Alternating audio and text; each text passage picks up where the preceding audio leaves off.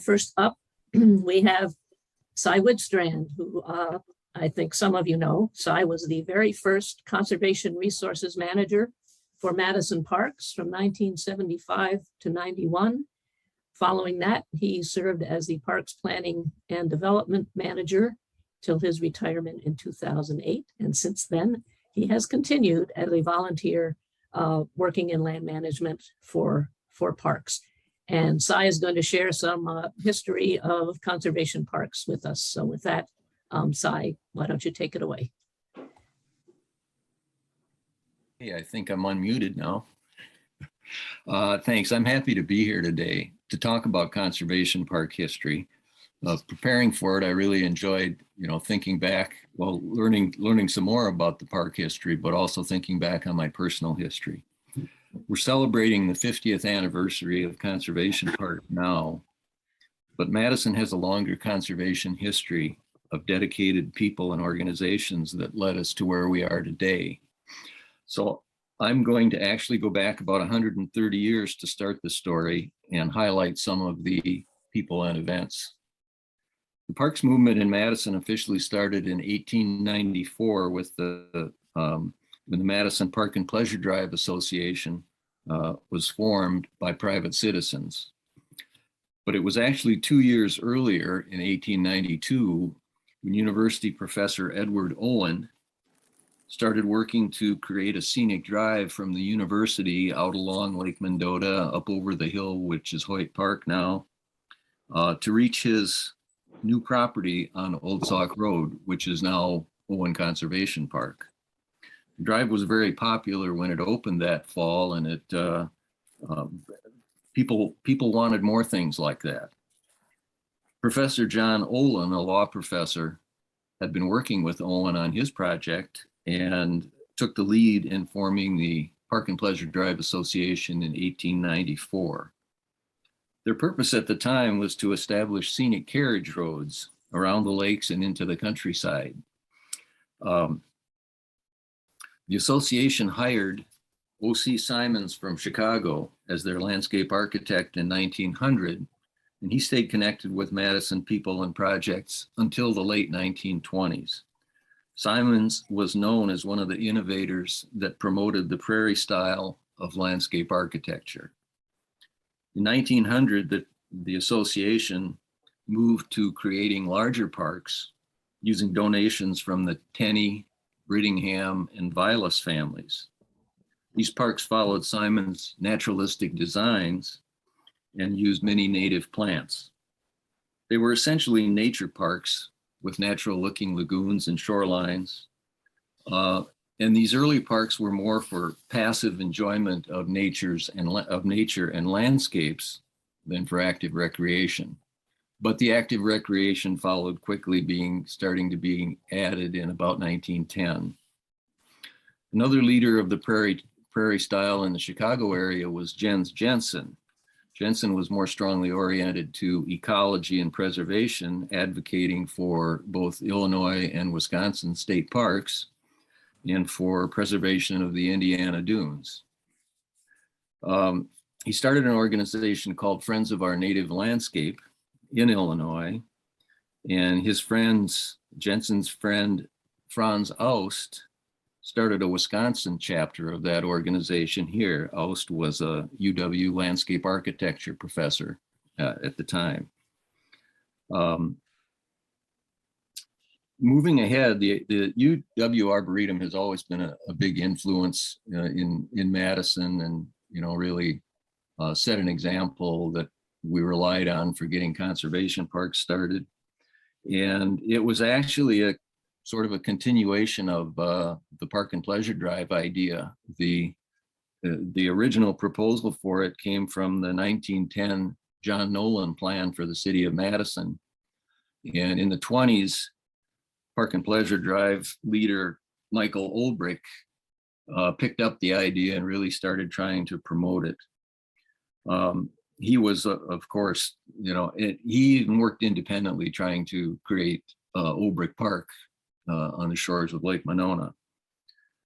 So he worked on that, but then he He died in 1928, and Bud Jackson took over leadership of the project, of the Arboretum project, which was officially established in 1933. Jackson was the administrator of the Jackson Clinic and shows up again 25 years later, taking the lead to get the Madison School Forest established in 1958. And his partner on that project was Paul Olson, who became director of the Jackson School Forest. The establishment of the Arboretum is pretty well documented. There's been things written about it. Established in 1933, the co-directors were landscape architect William Longenecker, who focused on planning and design, and ecologist Aldo Leopold, who focused on research. When Leopold died in 1948, Longenecker continued as director until he retired in 1966. Moving to the 1950s, there were a couple other people that were active. Jim Zimmerman was a PhD botanist, educator, and ecologist who was well known to my generation. And wetlands was one area of his expertise. He attended Aldo Leopold's ecology class in the late 1940s, and reportedly he took excellent class notes, which are now at the Leopold Foundation. He also became the first Arboretum Ranger Naturalist in 1965 and was on the Madison Park Commission in 1971 when the conservation parks were started. Then later, he also taught at the landscape architecture department. Paul Olson, mentioned earlier, was a Midvale school principal and director of the Jackson School Forest. And he also found time to be a dynamic conservation leader. He led the Dane County Conservation League, the State Nature Conservancy, the Prairie Chicken Foundation, and served on the State Conservation Commission for 23 years. Olson developed outdoor education programs for the school district and worked with Jim Zimmerman on programs at the Arboretum. By the 1950s, people were becoming more aware of environmental issues in Madison, and particularly the quality of the lakes was a big concern. So in 1957, Paul Olson and the Dane County Conservation League proposed preservation of all of Cherokee Marsh, which they had been discussing with city and state staff and representatives before then. The project was touted as protecting the lakes, protecting the fishery, and protecting natural areas. There seemed to it started with good, strong public support, and reportedly there were even some offers by landowners to sell their land to the city, which were declined for lack of funds. Land use and park plans were also being adopted at that time that should have saved the marsh, but the city was slow to act, and by the time they did act, there were already golf course ponds being dredged, and so they ended up with a compromise in 1964 that allowed the golf course and the subdivision, and allowed the city to purchase 260 acres for their first, big acquisition in the marsh. Although the city and state were slow to get started, they must have learned something, because they did move forward quickly then. And by 1967, Madison owned 934 acres in Cherokee Marsh.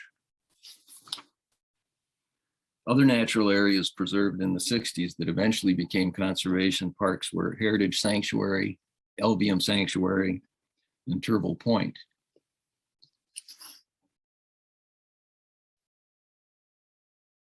The Cherokee acquisitions in the 60s were supported by state and federal grants that came available and really helped move things along. After Madison acquired over 900 acres in Cherokee Marsh, Paul Olson and the Madison School District stepped in and just duplicated their school model, their school forest model, with an outdoor education program, a work-learn program of teachers and students building trails, boardwalks, and shelters to support their education program. So over the decades, we've had a lot of dedicated naturalists and teachers running these programs through the school district out there. In the 1970s, the system of conservation parks was actually established. Things were happening fast in 1970. Jim Marshall retired as park superintendent in 1969. Forrest Bradley became the new park superintendent, and Scott Houston was hired as a new assistant superintendent. They quickly pursued acquisition of some large parks with new federal and state grants. The 1971 Park and Open Space Plan identified Conservation Park as a type of special facility, but did not yet envision the citywide program that it has become today.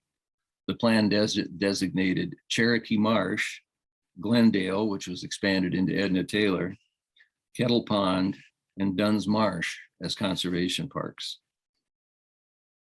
As I mentioned, Jim Zimmerman was on the Park Commission at the time and continued to provide valuable advice to park staff during the early years of conservation parks. And the basic idea was preservation and public use to preserve Madison's best natural features and to make them accessible not only to education programs, but to the general public. Then in 1962, Madison hit the jackpot with its grants program and made major purchases for Owen Park, Edna Taylor Park, and the expansion of Heritage Sanctuary. So by then, with 1,200 acres at 8 locations, it was really time to get a more program and staff organized to operate the conservation parks. Assistant Superintendent Scott Houston, with a forestry and parks background, was assigned to handle everything related to conservation. The first ranger was hired for the summer of 1973, then graduated from UW and moved on. I was hired for the 1974 season. I had taken Jim Zimmerman's field ecology course in 1971, which actually changed the direction of my college studies and my career. And when I was looking for a natural resource job late in 1973, Jim told me that there might be a seasonal job with Madison Conservation Parks. So that was one of my lucky days. I was hired, and as the Lone Ranger in 1974, I was supposed to be the eyes, ears, and voice of parks out in the field in these 1,200 acres at 8 different locations. I reported directly to Scott.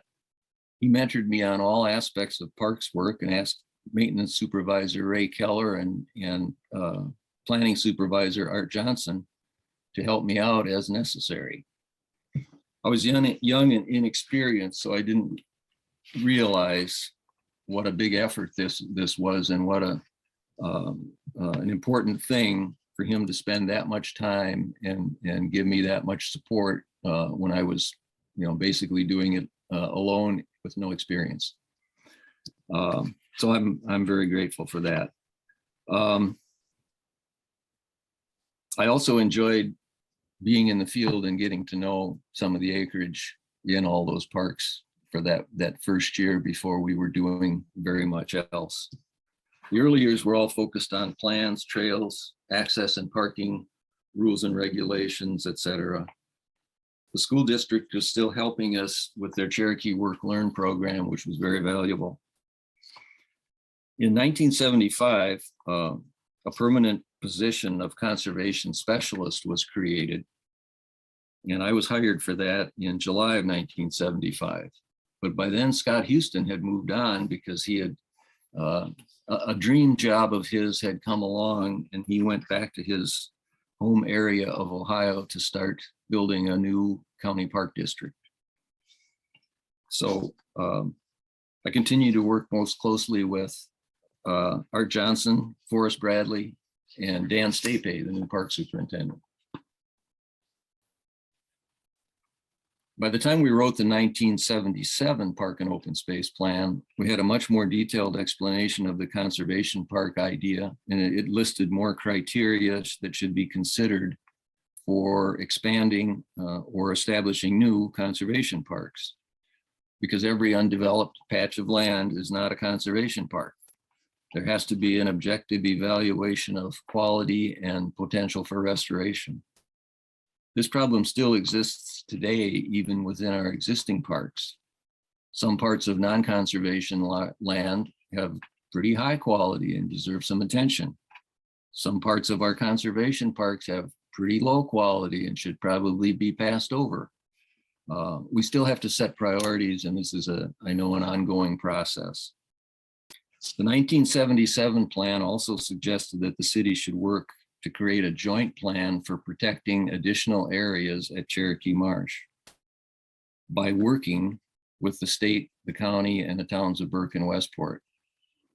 The planning started in 1979 and was adopted in 1981, and was not an easy project. But over time, we were able to find common ground with all these partners and establish a boundary that would be recognized by all parties as the core preservation area. And it's actually worked better than I expected. There have been relatively few minor encroachments into the preservation boundary established then. And there have been many cases where the boundary was expanded because the city and the county found willing landowners that were willing sellers to expand the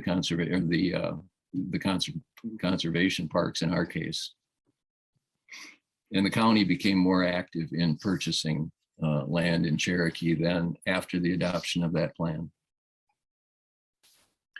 Also after the adoption of that plan was when the city acquired the Lake Mendota unit.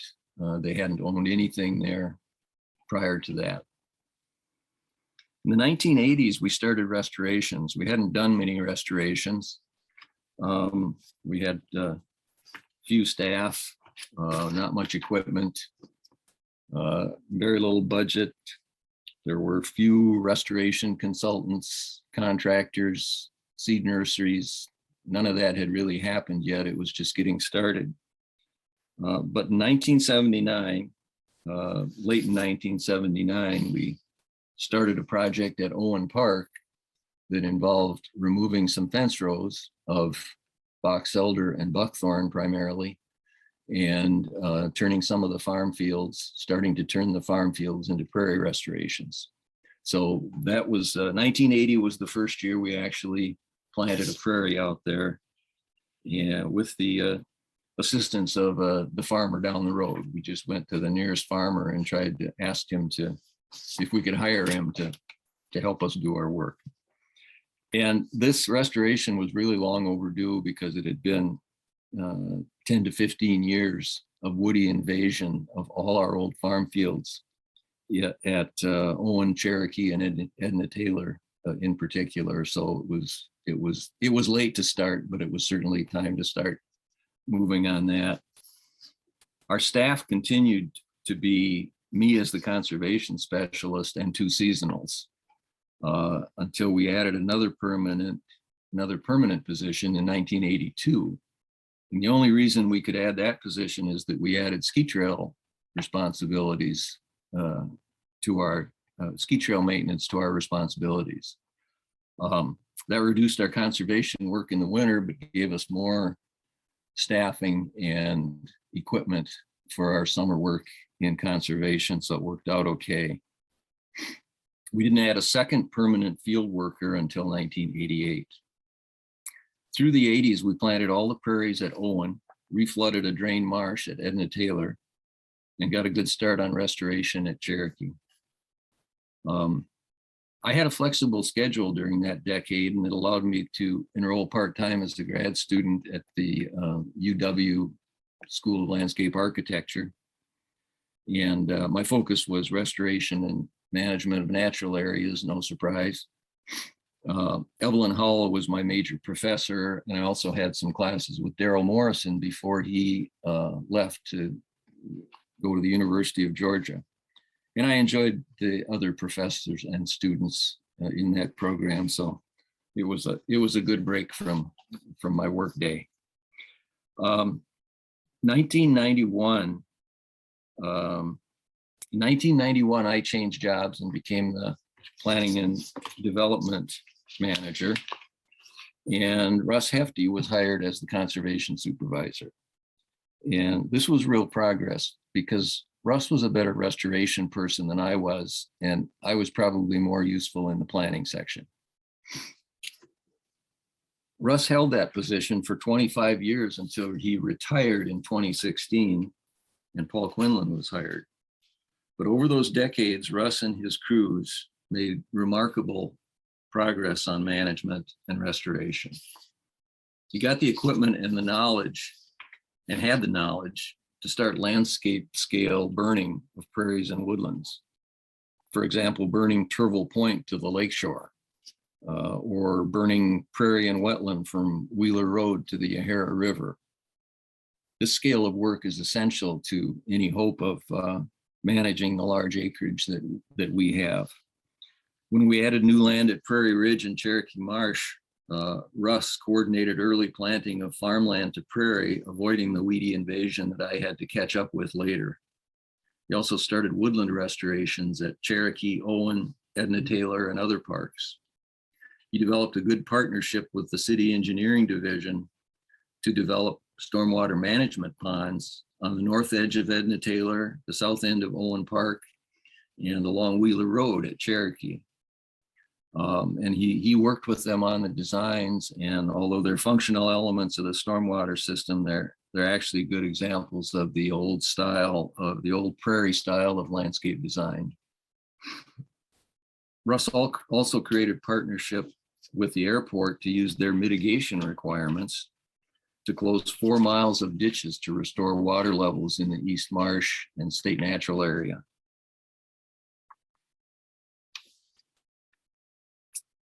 He also pioneered the revegetation of the Yahara River mudflats in Cherokee. It took 15 years and several partners, but clear water flows through native vegetation there today, as we saw in a slide earlier. Russ also improved the conservation staff. In about 2011, there were 2 vacant positions in conservation. Russ worked through the city process to get those 2 positions changed to conservation technicians with background and training requirements that were better for conservation work. Jay Walters and Brandon Mann were hired for those positions in 2012, and that is working well. Back at my work in the planning section, Prairie Ridge and Meadow Ridge Conservation Parks were acquired in 1992, and Turville Point was designated a conservation park in 1995. In about 2005, Mayor Dave Cheslevich had some discussions with Dennis Tiziani about how CPI, Cherokee Park Incorporated, might develop their land between the golf course and the Cherokee North unit, or what might be dedicated or purchased for conservation. The discussion expanded to consider all of the CPI ownership, and then a land use plan was adopted in 2007. On Earth Day 2008, the city, county, and state announced funding and grants that would bring 259 acres into city ownership. And another partner was Groundswell Conservancy, a local land trust, which helped secure funds and coordinate the purchase. There were also 3 later acquisitions from CPI using that same partnership. Those protected 60 more acres of developable uplands along the edge of the marsh. And I'll just endorse what Mayor Dave said in 2008, quote, "This historic acquisition is only possible thanks to an unprecedented partnership between the city, the county, the state, the nonprofit community, and the property owner. I appreciate the willingness of property owner Dennis Tiziani to work closely with us to make this day a reality." So that was 2008. I retired at the end of 2008. So my story is about over here. But looking back on it, progress seemed really slow back in the early days. But then it accelerated. So we've now accomplished more than I ever imagined was possible 48 years ago. And it has only happened because so many people worked together, carrying on this conservation tradition that goes back a long ways here in Madison. We don't always get what we want, but we always make progress because we keep trying. So with that, I'll turn it over to Jay, and he can bring us up to 2022. Thank you, Cy. That was really interesting and inspiring. Yes. Next up is Jay, who, as Cy mentioned, he's been a conservation technician on the crew with Madison Conservation Parks for the last 10 years. Before that, he worked for the Nature Conservancy, and he was also on the DNR's Natural Areas crew. He is currently, in addition, the president of the Rio Conservation Club up in Columbia County. And Jay's gonna share with us what the crew does at Cherokee, what's been going on at Cherokee and the other conservation parks. So take it away, Jay. Thanks, Jan. I'll pull my little presentation up so at least you guys have something to look at other than my face for a little while. Not as handsome as Cy, so I'll give you something to look at here. As I mentioned, I was hired in 2012, which was a real turning point for the conservation department within the city of Madison. Up until that time, they'd pretty much remained staffed just by other parks employees that had an interest in conservation, even if they didn't necessarily have a background. But they started to rewrite that position and bring in Brandon and myself, who had a lot of conservation and restoration experience. My time mostly through the DNR and the Nature Conservancy, Brandon through a number of individual private companies as well as the Nature Conservancy as well. So a wealth of experience was brought on to help Russ kind of change the direction of how Madison Parks was moving forward. So just a general overall map, City of Madison Conservation Parks. As you can see, they're kind of spread all over. So we have a large range of territory to cover and covering a number of different habitats as well. Somebody had asked earlier how many conservation parks the city currently has. So this is just a quick overview. Right now we have 21 conservation parks. That number may change over the next couple of years. There's some additional purchases that have been done or in the process of closing soon that'll change that number a little bit if they get designated into conservation land or if they become part of an existing park as well. And that's about 1,720 acres across those 21 conservation parks, which is 30% of the total parkland that the city has. And out of that 1,700, we manage just shy of 600 acres that is under active management, which means we're currently working on it, not just owning it and sitting on it.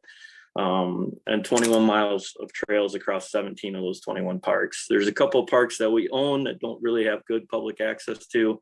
They were kind of purchased with the idea that hopefully we purchase more acreage around them and incorporate them either into other parks or new parks in the future. The different habitats that we work on, 1,030 acres of wetlands. Obviously Cherokee Marsh makes up the huge majority of that. 200 acres of prairie and oak savanna, another 430 of oak woodlands and deciduous forests, and then 15 acres make up all the cropland, parking lots, access lanes, all that stuff. So kind of like I talked about what we do, we try and do a lot of invasive work. We conduct prescribed burns. We're also in charge of maintaining the trails, supporting monitoring research, and trying to improve the native plant communities at all our conservation parks in order to maintain a healthy ecosystem within each of those parks. So again, habitat management plans. This is something that's really moved forward a lot since about 2016. A lot of Russ's plans were kind of in his head or didn't want to put everything down in paper because he felt that tied him into exactly what he wanted to do. So we've really started since 2016 and Paul Quinlan was brought on. We brought in really writing it down management plans, bringing them to the Parks Stewardship Committee, the Habitat Stewardship Committee, getting everything in writing, which helps with our funding and also getting our word out there to the public and letting them know just what we're trying to do in a lot of these parks, get their input. What do they want to see? What's their priorities as well, and improve that kind of relationship between the public and the park staff, because ultimately the park staff is here because the citizens of Madison want conservation parks. They want these properties to be available and preserved. So without the support from the public, there's a lot of other things that the city of Madison would be interested in doing with this property. So it's because that interest is there in conservation and within the Madison community that these parks exist. So currently we have one supervisor, Paul Quinlan. Brandon and myself are the 2 full-time conservation technicians. We have one part-time, which is basically just winter. He helps mostly with our snow removal work within the conservation and general parks areas. So it doesn't add a lot of conservation work for us. And then we have 2 seasonals that work with us, which really helps us maintain a lot of the trail system during the summer. So that's a big part of their responsibilities. On top of that, we work with every partner that we can find that's willing to work with us. So Operation Fresh Start, the engineering division, Dane County, the Arboretum, volunteers, the Friends Group of Cherokee Marsh. You guys do an amazing amount of work out around the Cherokee area. And we're trying to develop those relationships and improve those, and really leverage those resources in order to affect more acres within our park system. Friends of Edna Taylor, Friends of Olin Turtle, Friends of Olin Conservation Park. A lot of those have kind of modeled themselves after the Friends of Cherokee Marsh, and are working with them. So that's been great. Volunteers on top of that, Prairie Partners, anything that we can get to really move that stuff forward.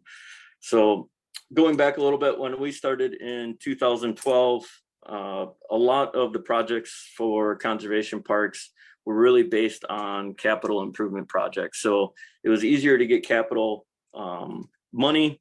The conservation operations budget was still pretty limited, continues to be pretty limited today. So a lot of the projects that were happening were things that needed to make a big impact and big scale change, because that's what you could get approved for capital projects. So you could get large scale tree and brush clearing and large projects that made a dramatic change right away. So we did a lot of forestry mowing. This is actually clearing of the Wheeler ponds. Seems a little weird now. You drive along Wheeler Road and see the Eileen and Delaware and Bonner ponds, and they look great. They look natural. It wasn't that long ago that those ponds and those prairies didn't exist. So this is actually off of Wheeler Road, all the clearing that was being done there. So this is pretty well into it, but you can see the amount of work and effort that was going on. This is another large project that was done, I believe, by Mall Construction, 2012, 2013, where Russ had large scale tree removal, really changing the look of the property, kind of all in one fell swoop, which you get a lot of work done, but it also creates a lot of follow-up, which is where we're trying to move towards now. So this is another large scale project. This is the clearing of the Owen ponds, for those that are familiar with Owen Park. This is down in the bottom where those retention ponds were built. So it just gives you an idea of the scale of landscape change that is being done all at once on a lot of these large scale projects that used to be the style of management that the conservation department was undertaking. So this again goes back to the Wheeler ponds. So again, everything that woods and mess that you see behind all the equipment, that's what the entire property looked like. And it was completely cleared out.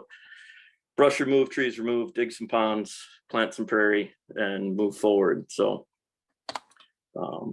now we've kind of switched. We've tried to avoid some of the real large scale dramatic change projects. And we're focusing more on, if we're adding additional acres to our management, we're doing it in a much more slow process. So one of the things we've started recently is introducing goats. So we have a number of parks that we introduce goats on to do some grazing, and start to remove some of the brush and understory and invasive layers. It doesn't get rid of them, it just kind of eats them back, but it keeps them in a position that hopefully when we do come up with more money or resources or staff, that they're in a position where they're in a restorable state, and we don't have to go in and do a landscape scale, dramatic, huge clear out and basically start from scratch after clearing the area. So it's one of the newer processes we've been using, because again, we've had all these projects over kind of from the early 2000s through about 2015, where we had massive clearing, massive changes on the landscape, which require a lot of follow-up care, but the follow-up care money isn't there the way the capital project money is. So we're trying to find ways to roll those capital projects into something that's a little bit more long-term and provides a little bit more follow-up resources, because with our limited staff, we're trying to make sure that we can leverage those resources into areas that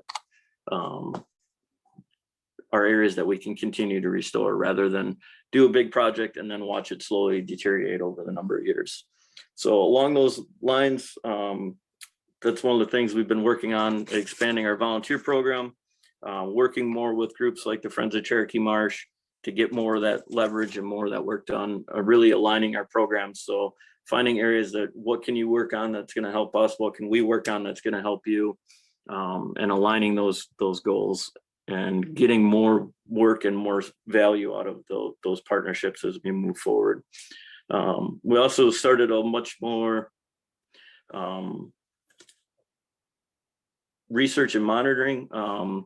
So there wasn't a lot of that going on that involved the parks. There was a lot of independent projects, university grad student projects that were going on the parks, but wasn't really incorporated into any of the management. So as we move forward over the last number of years, we've tried to increase a lot more of our citizen science stuff that can be collected by volunteers, and then put in a position where we can access it and use that to try and help guide our management going forward. So there's a monarch monitoring program, eBird, which I'm sure a number of you are familiar with. The Wisconsin Frog and Toad surveys, the snapshot survey that was mentioned in the first presentation, the Bluebird trail boxes. UW has been working on a canid project, doing coyote and fox research. We've been having another UW project that's been working on tick abundance and tick-borne diseases. Snake abundance in prairies, we actually got a report on from that one. So Prairie Ridge Park, which is kind of more towards the Fitchburg side of town, they did a garter snake survey there, and they actually found that almost the entire population of garter snakes there is actually the more rare plains garter snakes, not just the common, which is kind of an isolated population there, but something that's been kind of interesting. Bumblebee research has really picked up a lot in the last couple of years, along with kind of the pollinator side of things. So just some pictures from that as we continue to try and work more. This is picture on there is actually a plains garter snake from Prairie Ridge as well. And then always looking for opportunities to help. So anybody that's looking for help as we continue to try and improve our relationship with our volunteer programs and the Friends group, obviously invasive plant control. I believe, I haven't looked at the exact numbers, but I believe the Friends of Cherokee Marsh probably had as many, if not more acres managed than we did this last spring for herbaceous invasives, which was a huge help for us. And able to, as we expand more of these projects, it's just more areas that we have to try and cover up and work on the invasives. So the more help we get, the more acreage we can impact and try and keep some of these populations from expanding. So garlic mustard, Dame's rocket, Japanese hedge parsley exploded last year. I'm not sure what it liked about 2021, but apparently COVID helps Japanese hedge parsley, because we saw way more of that last year than we ever did before. Vegetation monitoring. So we started the vegetation monitoring program through a number of the parks, trying to increase our wildlife monitoring, seed collection, prescribed burns. So that's one of the areas that we've really changed and increased our capacity, is the prescribed burns. So both Brandon and myself have a long history of prescribed burn and burn knowledge. So we really pushed when we were first hired to increase the equipment capacity that the city of Madison had within their prescribed burn program. Got pumper units, got tanks on ATVs, get away from trying to do everything with a rake and a pack can. Because once we start looking at burning bigger areas of larger acreage, the pack can's just not enough to safely conduct those burns. Been working with the fire department in order to allow volunteers to come in and babysit burns is what we call it. So basically we conduct the burn throughout the day. There's stuff that's still on fire, rather than going in trying to put out every little last burning log, ember, stump. We're allowed to have a volunteer come babysit the burn, be on site in case there is an issue. There usually is not, but for us, it's a huge help because we can allow that material to burn up. Once we char it, once we put a burn scar on it, if we have to put it out, it's going to be there for every burn we ever do in the future. If you ever want something to not rot, put a good char on it, turn it into charcoal, it'll be there forever. So as we move forward and we can use these volunteers to babysit these burns and allow a lot of this material to burn up, then our burns become easier in the future. We don't have as much stuff to put out. We can do a burn, walk away. And now instead of maybe getting one small burn in a day, we can do multiple burns. We can do larger burns, larger scale burns, and get more done as we move forward. And so it's one of the nice things. So there's some pictures of some invasives, some garlic mustard as we all continue to work on. So the vegetation monitoring that's been done, I know Jan and a number of other people from Friends of Cherokee Marsh have been involved with that, been compiling that data, and it's really giving us a baseline so we can try and look at it in a year or two down the road and see, is the management that we're doing improving, is it helping, or are things getting worse? Seed collection is huge. Prairie seed has gotten a lot more inexpensive compared to what it used to be, but trying to maintain the local genomes, the local genetics from all our seeds, every little bit that we can get locally helps. If it's already growing there, it's got a better chance of growing there again. So it really helps a lot, especially we see a lot of prairie collection here, but the woodland stuff has been really important because that stuff still remains expensive. So when we're able to collect things like doll's eyes and lopseed, things like that, in order to spread into these areas that we're clearing and getting rid of the buckthorn and honeysuckle has been a huge help. And again, we go back to prescribed fire. So this is a picture from when we did the Central Marsh unit. We basically burned kind of from the center of Cherokee Marsh along the state property line to the east through the aluminum boardwalk. And again, that comes from, really expanding our burn capabilities, both in personnel and equipment, but also improving that relationship with the fire department, with other departments around, in order to have everybody feel comfortable with us doing this burn. So this was one of the first big ones that we're at under my time with the conservation department, and I'm hoping with the weather that we have, we're gonna hopefully get this in next spring as well. So this is a picture just after that same burn. You can see she's kind of sitting around. I believe Jan took this picture. If I'm wrong, sorry, but I think that's where this one came from. Again, just shows post-burn really recouping. So the three of us on the crew, myself on the right, Brandon second from the left there, and Richard in the middle, who's our part-time. He's a full-time city employee, but part-time with conservation.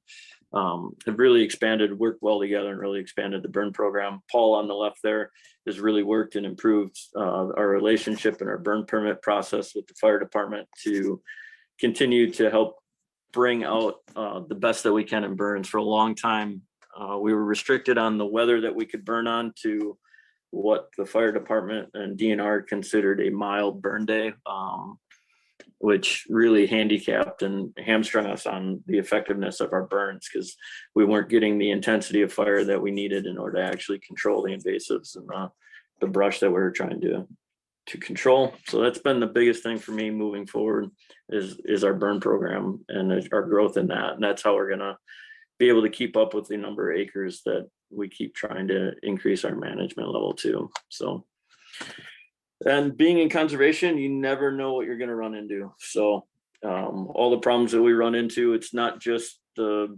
land management and ecology side of it, it's the use side of it as well. So this is actually before my time.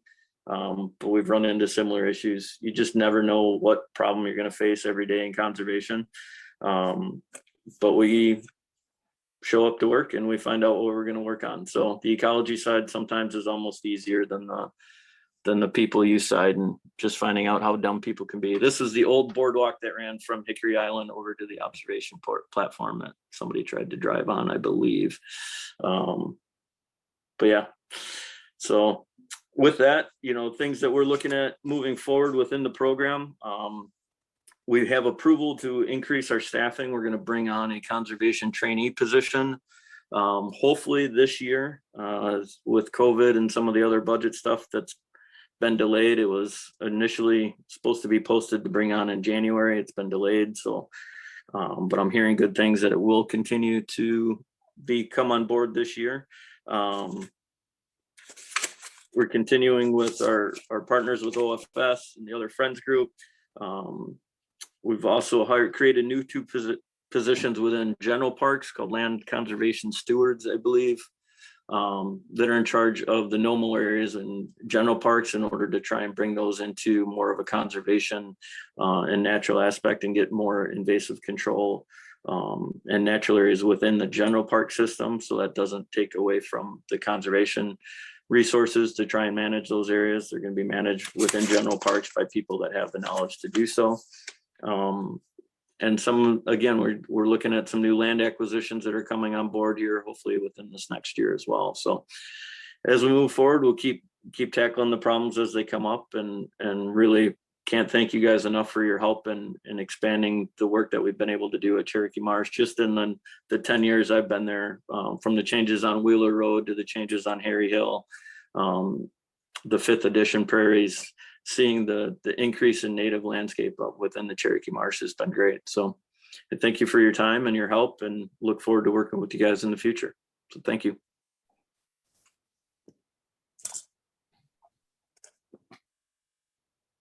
Thank you, Jay.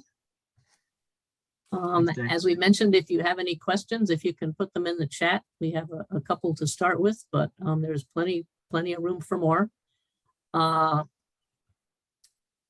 First up, was wondering if there might have been any woman that might have been involved behind the scenes in promoting and preserving the conservation parks over the years.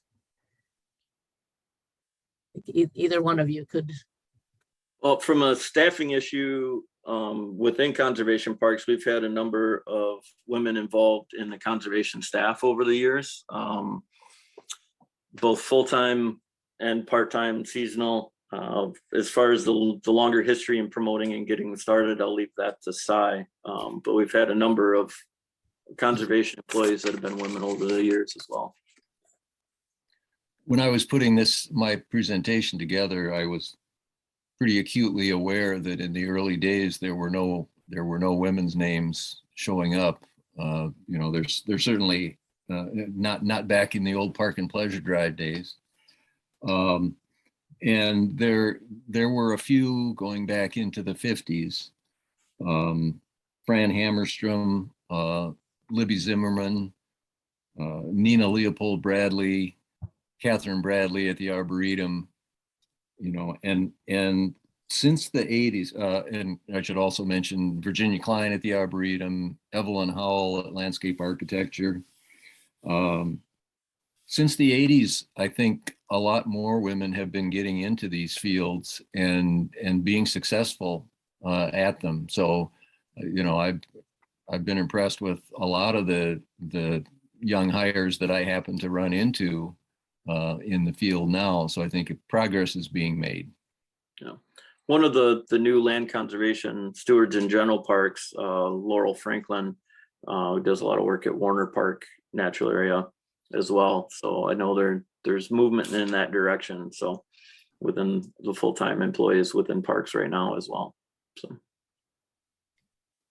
So someone that I never met, but you all may have noticed in the North Unit, there's a boulder in honor of Lou Severson, who was a naturalist guide for many, many years. And, she wasn't a park manager, but I think she did a lot of educating and advocating, as did all of the naturalist guides over the years. That's a program that's been going on for 50 years, Si? Yeah, at least. Yeah. Yeah. Probably goes back to 1958 with the start of the school forest is where that program started under Paul Olson. Okay, long time. Yeah, I would add Merritt Threlfall, who did amazing plant transects. She is still alive. I don't believe she's on this meeting, but I'm good friends with her son. And a small woman who had a huge impact on just getting right out there, just would truck through the toughest looking stuff and document every plant. And I have a folder here with as part of Friends of Cherokee Marsh Records, if anybody's interested, of some of those plant surveys from way back. And I know a slide was shown earlier where I think, Jan, you were involved in that, taking out the squares and counting everything that's within a square. So that longitudinal data is really wonderful. I would mention one other thing on the bird side of things. So people at Audubon who put together, Madison Audubon put together the program, the Christmas bird count, Brenna, and some others that really motivate all of us to get out there and document those red-headed woodpeckers that Russ Hefty loves, and et cetera. I think we also need to give a huge shout out to Jan Axelson, who's the very heart and soul and the hardest worker in the Friends of Cherokee Marsh. Thank you, Sheila. Another question, do goats eat garlic mustard? A little bit. They're a browser more than a grazer, so when it gets tall, they do a pretty good job of eating the flowers and the sleeks off, which helps in seed reduction. But they don't do a real good job of eating the first year. They're basal rosettes.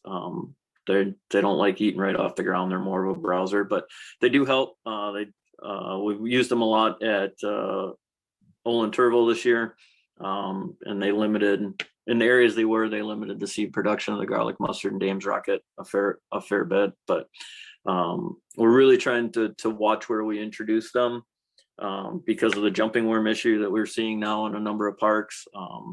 They've showed up at Turville, they've showed up at Owen. They're at South Cherokee, at least to the west of the oil dump parking lot. We haven't seen them to the east yet towards the other Wheeler ponds, but they are on the west side. So I'm sure it's a matter of time before they cross the gravel road there. But and that's one of the spots. So if you're out in that area, you'll see a contract going on right now where they're clearing the areas around the oil dump, those kind of box elder cherry woods just to the west of the oil dump, and then just to the north along the road. Those are two areas that we're looking at using the goats to come in and try and help maintain keeping that brush in check after clearing it all out. So it looks a lot different. If you haven't been out there in a while, stop by in the next couple of days. It looks dramatically different than it did a month ago.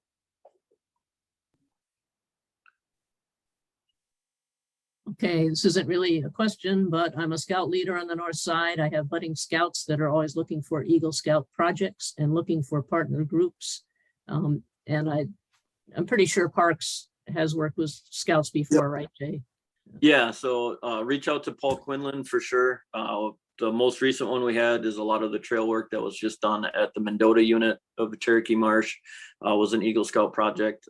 He organized a number of volunteer days to really try and re-gravel and regrade all the trails at the Mendota Park. So I haven't been out there to see that since it's been done, but I believe those trails have pretty much from one end to the other have been re-graveled and redone. So a number of years ago, I think we had an Eagle Scout that did a wood duck project. So we had a number of wood duck boxes that were made and put up throughout the park system. We actually just had OFS with some of this cold weather rebuild a number of wood duck boxes. So we're going to be looking at getting new boxes out to the Wheeler Ponds, Mendota unit, Edna Taylor, a number of other projects as well. So Glad to see that, because a lot of times those boxes go up and then they're neglected. So yeah, so we realized we hadn't made them to them in a couple of years. So we did a check this winter, and a number of them were in disrepair. So it gave us a good project on those 0-degree windy days for OFS to redo them, rebuild them, and then we'll get a bunch more out here this next year. So, and the Wheeler Pond boxes have been quite successful, right, Timothy? They've had hooded mergansers and wood ducks in them. So yeah.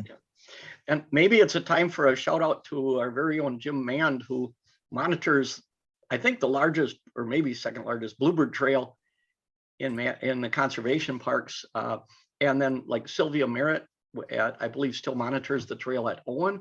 So most of these conservation parks have active bluebird and wood duck and there are some owl houses, et cetera. I would just mention that for anyone listening who's looking to get involved in a fun project, there are opportunities to help with those things.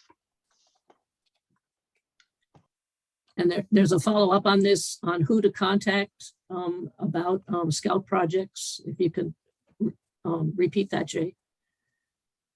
I just typed it in there. So Paul Quinlan's the name. I just put his phone number and email in the chat box. You can pull it off of there. I think.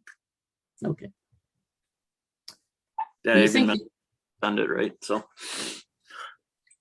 Do you think the average park visitor understands why there are different rules for the use of conservation parks? The average park visitor, I would say no. I would say the average conservation park visitor, yes. It's actually quite surprising the knowledge that we get of the people that are visiting the conservation parks within Madison. If you go into a general park and ask them about the different rules between the different styles of parks Madison has, I don't think you would, but we do occasionally run into people that, you know, why is this park treated differently than other parks? But overall, I think the conservation parks are more of what I would call a destination park. People are going to a conservation park because they know what it is, you know, versus just going to a park because it's on the way or anything else. So I think our users have a higher knowledge of conservation on average than what your general park user does.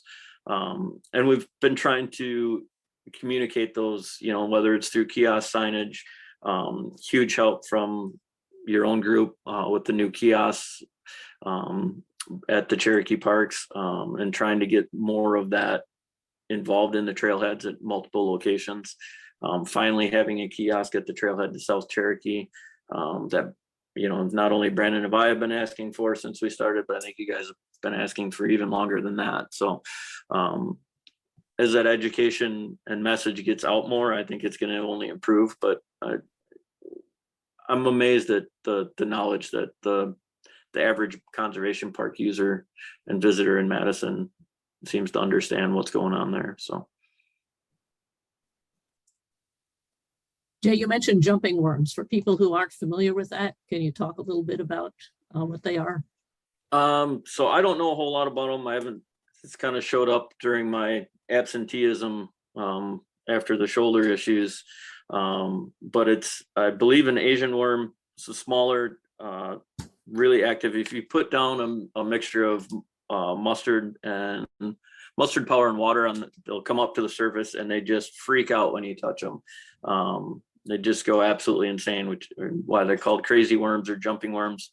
They are much more voracious. They'll basically strip the soil of all the organic matter. They eat crazy, and you'll get into an area where it's almost like the leaves never fell off the tree. You just have bare soil, you know, which is bad for all the native insects and everything that need that, and also isn't good for erosion and issues like that. So it's really early with having them show up. So we're really trying to understand their impacts, just what they change, what problems they create, you know, but just looking at that, you're increasing so much more bare soil that your garlic mustard, your Dame's Racket, all those easy high seed production, easy germination species are going to increase. So there's going to be more issues with that. You don't have the leaf litter is not going to be there for prescribed fire. So we lose that as a tool potentially. So we're really trying to watch and limit our own involvement in transporting these anywhere else. So we're going to try and work on we have some boot brushes we need to put up, especially around the areas that have the jumping worms, and try and really educate people. If you're out hiking in areas that are known to have the jumping worms, or even if not, make sure you're cleaning your boots off, get the soil off of there. Let's not increase the spread of this any faster than it's already doing on its own. So. And as I understand it, the eggs are very, very tiny. Yeah. So it's not just a matter of having a worm on your boot bottom, but you could have the tiny. the eggs in the soil and are carried easily. That's one of the reasons we've been really trying to work with Paul and our contractor with the goats to really watch where we're putting the goats, because we don't want to, you know, have the goats in areas that we know jumping worms exist and then bring them over to a new one, because those are going to bring the jumping worms in. So, you know, trying to clean mowers, clean equipment more and more every year, because all these new problems are showing up, and we're trying not to be the vector to bring them into all these new parts from where they already exist. So, conservation is always filled with the downfalls of everything you do increases chance that you create a disturbance trying to get rid of one species. We got to make sure we're not allowing another one to come in due to that. We don't need to be, you know, Madagascar. It's bringing the rats on the boats, bringing the snakes to control the rats, and you know, now you got lemur. We don't want to be part of that. So trying to learn from our previous mistakes. So. Are there any other questions? This is your chance. If not. All right. Well, thank you very much. Thanks, everybody. Yes. Thanks to everyone for coming. And we'll see you again next year, hopefully in person. I see one more question jumped in there. Okay. Climate change is part of the future. How are we trying to adapt? We're really looking at, you know, what the potential of a property is in going forward in the future. So we're trying to, you know, maintain oak forest where we can maintain oak forest. But, you know, if the long-term prognosis of an area is something where, okay, we're probably not going to be able to maintain oaks, how do we prepare that for the change that it's going to be? And we kind of look at that across the climate change as well. You know, we're still trying to do our part with prairie restoration and things like that, but we start to look at different plants, different species, look at the water table, how are the things going with that. The biggest change we've seen just from active what we're doing right now is our prescribed burn program. You know, climate change, the weather has been so much different in springs now, trying to find windows to do burns versus, you know, 20 years ago or 30 years ago when I was doing prescribed burns with the DNR. You know, we ran a prescribed burn season that was kind of end of February, first part of March through the beginning of May, and then we're done. Whereas now it's sometimes we're burning earlier, sometimes we're burning later. Weather is not as consistent. So it used to be in the spring, I'm going to get west winds, maybe a north wind, and I might have an east wind once. Now, who knows what the wind's going to be? It's going to be everywhere. So we look at some of that stuff, but right now we're really just trying to maintain the natural ecosystems and environments that are there, as we try and look and see how everything's going to change in the future. Okay, if it's not going to be able to maintain this, what's something else native that we can bring in, rather than just having things go to all Phragmites and reed canary grass and things like that. So it doesn't play a huge part in our day-to-day. It plays a bigger part in what our long-term plan is.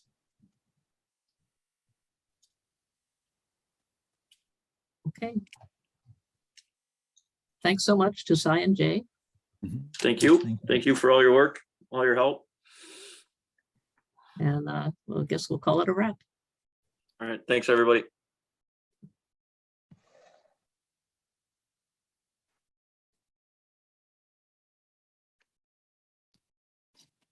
Yeah, that was really fun. Thank you, Cy. I think my favorite thing was looking forward. I mean, this is just an amazing history here and a lot of accomplishments and a lot of good things happening in the conservation parks. But I also think I personally love seeing that we have people now. The vision is including people like Laurel. I'm on the Friends of Wild Warner, and Laurel's coming in there, has plans. You know, we talked to Quinlan. We talked to her. We talked to oh gosh, what's his name? The East Side. Dropping the name, East Side Park Manager. But they are open to working closely, as you always did, Cy, over the years. You know, trying to help us in all the parks. So there's a lot of spin-off benefit to that I hope continues to expand the impact, in the conservation parks and beyond. Yeah, one of the things that I see that is really encouraging has been the growth of the Friends work. The work, the volunteer work is one thing, but also the Friends of Urban Nature. One thing I didn't talk about is that in the early years we looked at nature center type programs, and the direction we've gone with the changes in media and technology have allowed you to develop a much better program that's dispersed through the whole city and works with volunteers from all the different parks and all the different Friends groups. So I think that's really an important model moving forward. I think there's a lot of cross-pollination going on, and I'm happy to be part of that. And it is, people aren't starting from scratch. That's where you come in, Cy, and what a Friends group like a model Friends group like Cherokee does is amazing. It blows my mind that we did not have an active Friends group at Owen until recently. But on the flip side of that coin, the people involved are fantastic, and there was sort of, anyway, people like Sylvia in there with their Bluebird Trail, et cetera. So I'm thinking that,